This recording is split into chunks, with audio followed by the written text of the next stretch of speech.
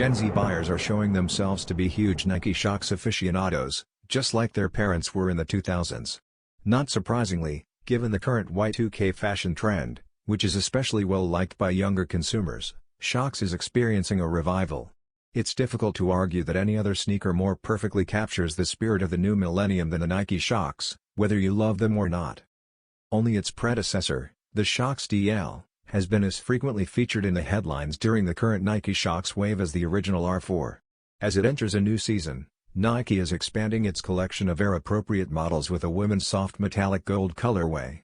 In addition to the outsole's faintest appearance of light pink, the sidewalls, toe cap, and four circular Shox columns all adopt the shoe's name. White cleans up all other components, making the model's iconic black, gold colorway a lighter option. The Shox R4 soft metallic gold, white and pink will be available in women's sizes in the summer of 2025 for $150.